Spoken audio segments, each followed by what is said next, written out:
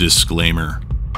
Please note, trigger warning. This podcast contains graphic depictions of gruesome violence that may be alarming to some listeners. Listener discretion is advised. All information presented in this podcast has been compiled primarily from published news reports, public records, and witness accounts. Nothing in this podcast should be interpreted as having any legal bearing or other prejudice against any individuals named in this podcast.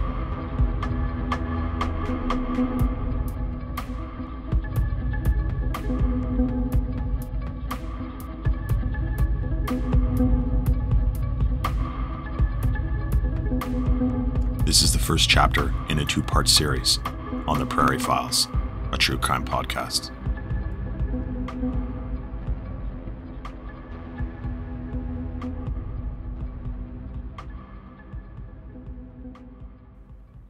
We go to Edmonton for this first story. Edmonton is one of the largest cities in Western Canada with about 1 million people. A lot of my episodes will focus on Edmonton. Crime in Edmonton is moderate, and it's an overall safe place to live.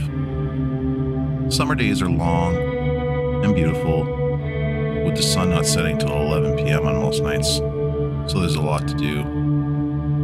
Winters, on the other hand, are depressing. Nights are long, cold. You usually get up in the dark, go to work in the dark, come home in the dark, then you go to bed and do it all over again. Then you got daylight savings time, and that kind of messes everything up as well, which limits our sun exposure. But overall, prosperity is pretty good. Edmonton at the time of this story was at the end of an oil and gas gravy train. The economic mood wasn't great. The country was entering the 2007-2008 economic crisis, and the beloved Oilers had just fallen to the Carolina Hurricanes in the Stanley Cup Finals months earlier. Because this is my first episode, I'm going to do something a little different. I want to explain to the ones who don't know what the 6 degrees of separation is. This is the idea that all people are 6 or fewer social connections away from each other. As a result, a chain of friends of a friend statement can be made to connect any two people in a maximum of 6 steps. It's also known as the 6 handshakes rule. I have an indirect connection with people and places in this story, so I'm happy to share them. Listen for them as they show up in the story. Here we go. This is chapter 1 of a 3-part series on the Prairie FILES, a true crime podcast. Enjoy.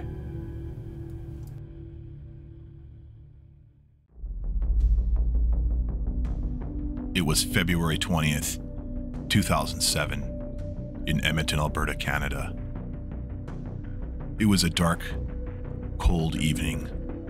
The sun had already gone down around 4:45, and the deep frost was settling in.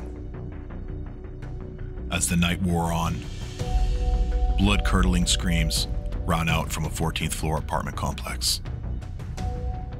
Police were first called out to a boardwalk center at 8820 Jasper Avenue around 9:15 p.m. They showed up with limited knowledge of the situation, other than the 911 call that was previously called in. I was unable to locate the records of the police report filed for that call-out, as they are sealed.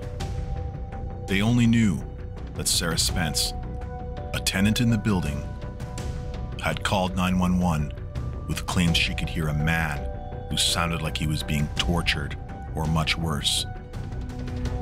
She is quoted as saying, "All of a sudden, I heard this man screaming and crying and howling," Spence later told CTV Edmonton News and Edmonton Sun. "I turned down my TV, ran for the phone, and called police. All I could hear was this man screaming, crying, and loud banging sounds like furniture being banged around. Then I heard this man screaming and crying and howling. No words, just screaming and crying and howling. I thought somebody was getting killed. That's literally the first thing I thought, and I booted for the phone," Like I ran. Well, Sarah, that's exactly what you heard. Someone was dying. And she couldn't tell where it was coming from. She couldn't tell if it was up, down, or somewhere on her floor. She continued to say, "It was a grown man," screaming like, and crying. At one point, I thought he was almost laughing. He was crying so hard. It sounded like the man is getting beat. "You guys have to come right away. Come right now," Spence cried. Now, I can almost feel the panic and the sense of urgency that must have been in her voice when she called 911. I really wish we had access to the audio, but again, it's been sealed. It's not certain if she called 911 while she was hearing the screams or after, but a few minutes after the screams started, they got faint until suddenly a TV or radio started blaring. After about 15 minutes, it went silent. Now I questioned if she called during the screaming, because usually the police will be there in a few minutes. If someone is calling in a priority call, most police services, 911 operators, or police dispatchers will have a priority code. One would assume this would be a 1 on a 0 to 9 scale, meaning if a person is at risk of assault or bodily harm or a weapon is involved, then that would be top priority. I believe a 0 is always an officer in distress, which has top priority for obvious reasons. And also, if you could actually hear the screams on the 911 call, there's no way they're going to release that. After a short period of time, Spence decided to go to sleep, but then her roommate woke her up around 1 a.m. when officers were knocking on the door, canvassing for possible witnesses. It turns out they came to the building shortly after the first 911 call, and they looked around the building, on the floors connecting, and even in the stairwells, but didn't find anything or hear anything, especially the noises being reported by Sarah Spence. So police left the property. What else can they really do, right? It's not like they can enter suites on a whim. If they had known which suites, or even what floor, they could have investigated further, but they didn't. The police did confirm later that they did check the building thoroughly after the noise complaint. Later on, maybe an hour or two after the initial call-out, the police were called back when Unit 1306 called police. Kevin Brown recalls calling police after noticing droplets of blood dripping down from his bathroom ceiling. They were getting on the floor. "I thought it looked like blood, but I thought maybe it was an animal or a rodent that had maybe gotten caught up in between the floors somehow," said Brown. He first noticed the blood around 11:30 p.m., he said. That's when he took action and contacted the police. "It was a little bit disturbing for me, but I like this place here, and I think it was just a stroke of bad luck on my part to stumble across the blood. I don't know about you guys, but I would be a little more than disturbed and not okay with this, and I'd have a lot of questions." After the police arrived, the second time, to check out the blood complaint from Kevin Brown, they decided to act fast. Seeing as how the blood was dripping down, they quickly ascended to the 14th floor. And that's where they located the unit directly above Kevin's. It was 1406. They knocked, and nobody answered. They knocked again, and nothing. It was deadly quiet. They decided they must force their way in, as they had good reason to believe someone could be hurt, bleeding, or worse. As they were about to burst into the suite, a male answered the door, later named. Police said he looked very pale, nervous, and sweating. The suspicious male told police he would prefer they came back with a warrant. Can you believe the nerve of this guy? The police members knew something was up, and they weren't buying it, so they pushed their way in. Now this is perfectly legal if they have a reason to believe somebody could be hurt or in medical duress. As the officers entered, they first noticed an overpowering smell of bleach and other cleaning products, and they observed a large, gruesome, dark blood stain on the carpet leading into the bathroom. There were 4 males standing around with blood on them, and they all seemed to be exhausted. Nobody was holding any weapons. There didn't seem to be any threat. So the scene was secured. Blood, frankly, was everywhere in this apartment, Crown Prosecutor Michelle Doyle told court in Edmonton. In the bathroom, police found rubber gloves, clothes covered in blood, on the floor. A butcher knife and a hacksaw were there as well, before seeing a partially dismembered body in the tub, which was unidentifiable. They could not even tell if it was a male or female. His detached tattooed arms and detached legs were later found in green garbage bags near the body, and police determined that a hacksaw had been used to dismember him. More on this in the next chapter. After immediately securing the scene, they took all 4 members that were in the suite into investigative custody. With blood all over them, I'm sure samples were taken, and they were probably put through tests. With the amount of blood, it was quite obvious they had just been literally caught red-handed, cutting up a human being, or worse, the act of murder. The homicide department, ran by Detective Bill Clark of the Edmonton Police Service, then took over the investigation, as it was obvious a body was found on scene. Now, I want to just intervene for a quick moment here. Detective Bill Clark just so happens to be a childhood idol of mine. I wanted to join the police force when I was coming up, and he was responsible for influencing me and wanting me to become a detective. Unfortunately, I had an issue with my eye, and I was unable to pursue a career in policing. Bill Clark has solved hundreds of murders throughout Edmonton, and over the years, he deserves all of our gratitude. Thank you, Bill Clark, for your service and your dedication to Edmonton. At the time of this incident and the prior days, police were very tight-lipped about what happened. The media first announced that officers had found a body under what they described as, quote, odd and very suspicious circumstances, a spokesperson said. Another police spokesman said the 4 males were taken into custody for investigative questioning. At this point, no charges had been laid. All 4 suspects were known to police. They had no information to report on the body found or the events leading up to the discovery of the body. Absolutely no information was released until a little later the next day.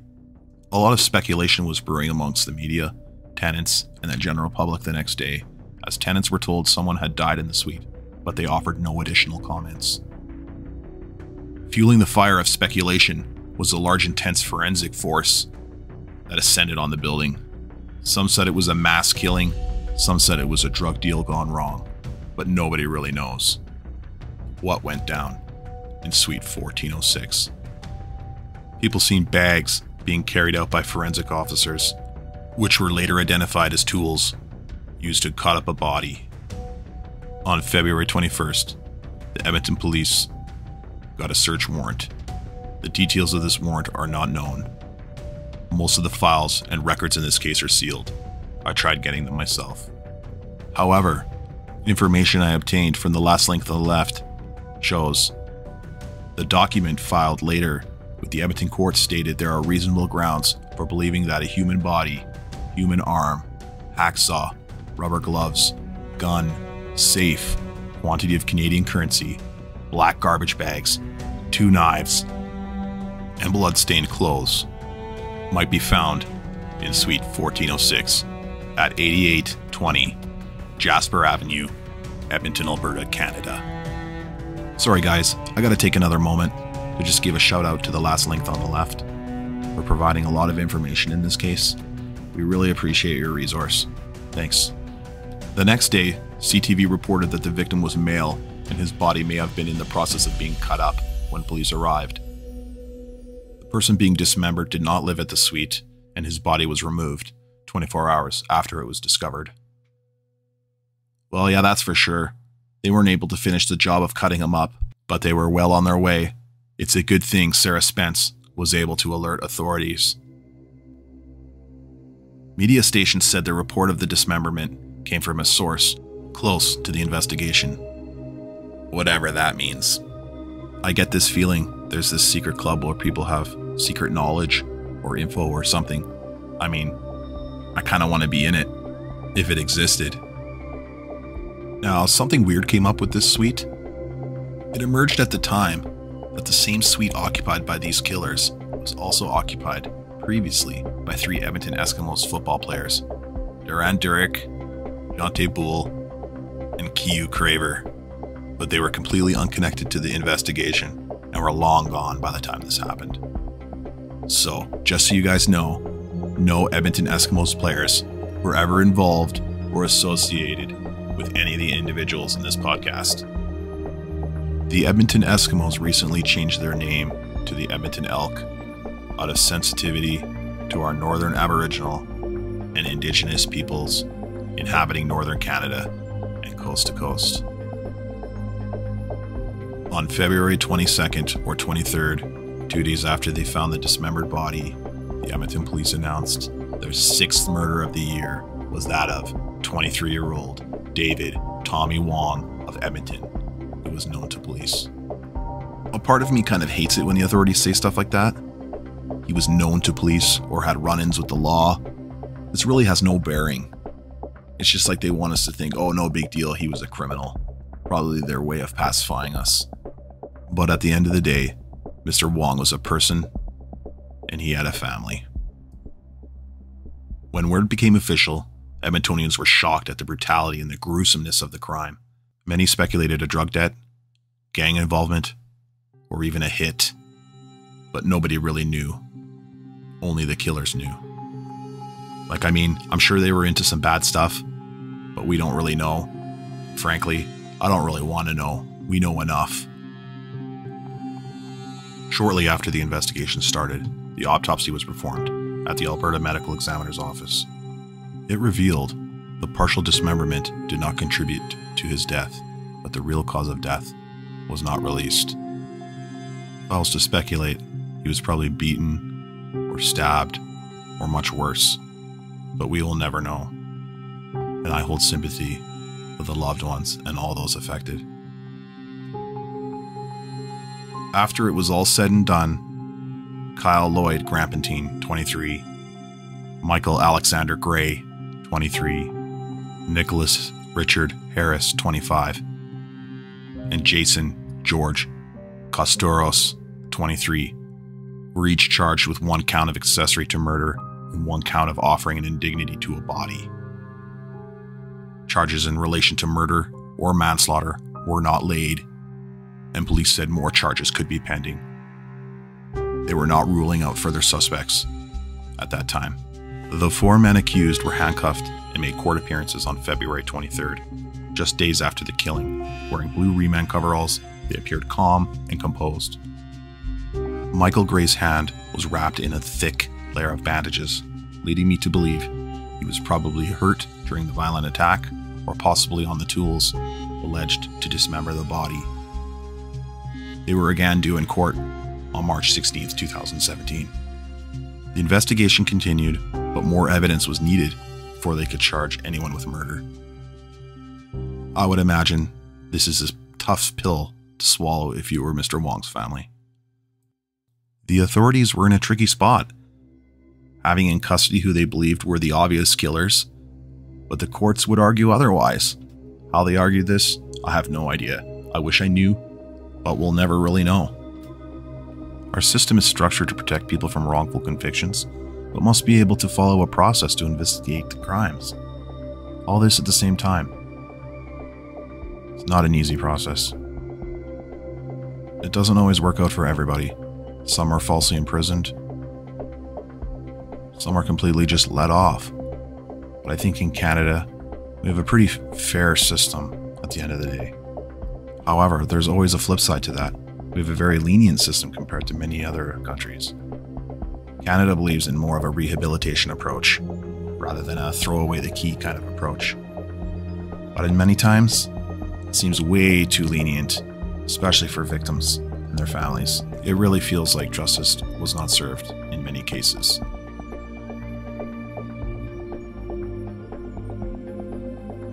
In behind the scenes, police began piecing together Wong's movements for the fatal night. Most importantly, they wanted to find his car, so they issued a public alert for his 2007 Mitsubishi Eclipse. Sure enough, within days, they eventually got a tip and found it at a truck stop on 118th Avenue and 170th Street.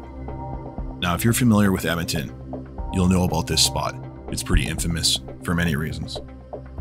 This truck stop is on the Trans-Canada Highway leading through Edmonton. And if you know anything about true crime, you know that the Trans-Canada Highway has a lot of dark secrets. A snowfall suggested the car was at the truck stop at least 24 hours before it was found, as there were no fresh tracks.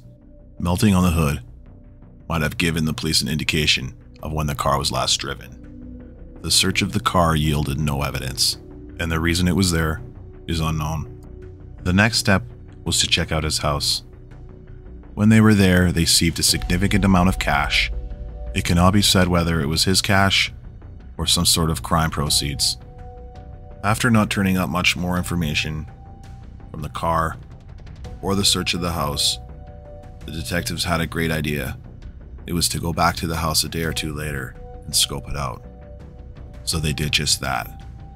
They returned to the home to notice several items were missing that were there when they were there at the time of seizing the cash. This was an eye-opener. They knew something was up, so they left the residence.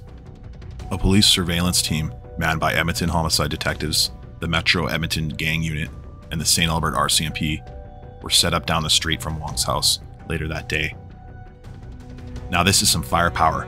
I wonder if this case may have been connected to a larger case, or cases we don't know about. This is basically a federal investigation at this point. That's a lot of resources. It's too bad everything is so tight-lipped. Even years later, we'll never know. After being in position for a little while, they noticed two males get out of an SUV and enter the house, along with three other males, which looked like employees from a moving company.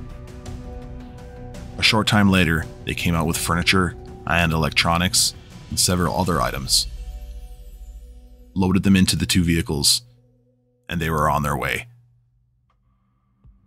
The two males left in an SUV, the three movers left in their truck, but all five were stopped shortly after they left the house.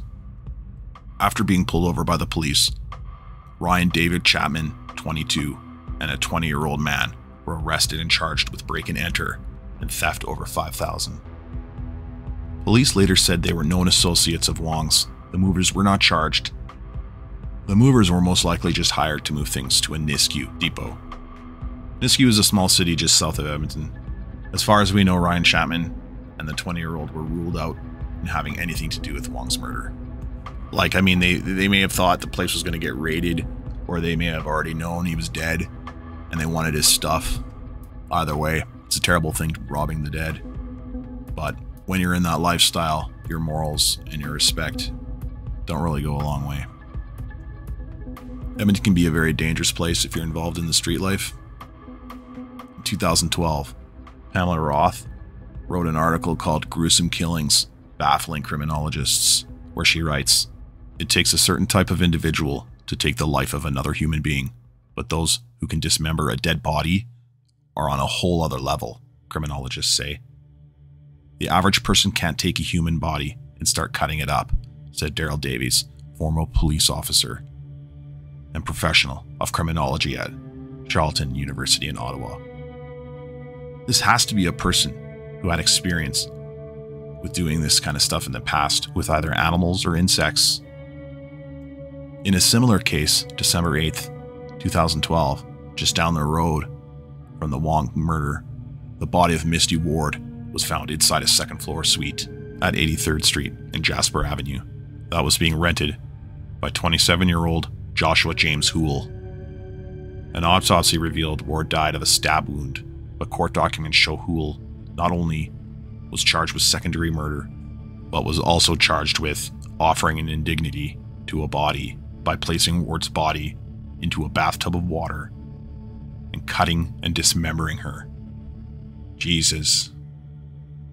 Police were alerted to the location, similar to the Wong case, after a building maintenance man noticed a blood-colored leak dripping down from the second floor. Friends said the pair knew each other well, and they had grown up together in the northern Alberta hamlet of Faust, located near Slave Lake, Alberta. This is eerie contrast to that of the David Wong murder. All this in Edmonton, I can't believe it. But at the same time, I can. Edmonton has gotten a lot more dangerous over the years. But the city has grown, and I wouldn't say it's any more dangerous than any other city of its size. In fact, I would say it's probably a little less dangerous. With 1 million people, you're always going to get drugs. You're always going to get hate. And you're always going to get murder. Back to the David Wong case on February 27th, 2007, shortly after the murder of David Wong. The Edmonton Sun published an article that quoted Kathy Prowse, a University of Calgary anthropology professor and former Calgary City police officer, as saying the David Wong murder bore the hallmarks of a, quote, message homicide. I think it's safe to say that the level of violence, the intent, could easily have been a message homicide, said Kathy Prowse, the former officer turned professor. Prowse told The Sun, criminal groups sometimes find it necessary to send a message when a member of another gang encroaches on their economic turf. A slang could also be committed to send a message about the fate in store for someone with an outstanding debt. Eliminating a person and letting the public know, that's definitely a message homicide, she said. The fact that suspects apparently didn't do much to hide the crime may indicate that they were part of a gang. They weren't a very high up part of the hierarchy, said Prowse. It definitely was not well orchestrated, and I'm sure they were not expecting the police to just show up. But at the same time, what were they thinking? But at the same time, I'm curious to know, did they lure him there? Was this an impulse thing? Was it an order from someone up above? I can't see the boss being there and having to do the dirty work. There was definitely gang involvement from what I can see, but it was meant to send a message for a drug debt. It had to be. I wish we knew, but we will probably never know. This is where the 6 degrees of separation come into play for me in this chapter. My direct connection to this chapter is in 2017, where I helped renovate 1406 at Boardwalk Center. I did some electrical work in it. At the same time, I knew there was a murder on the floor, but I did not know until after that it was the same suite I worked in. Knowing this sends chills down my spine, but at the same time, it has fueled my curiosity of the case ever since.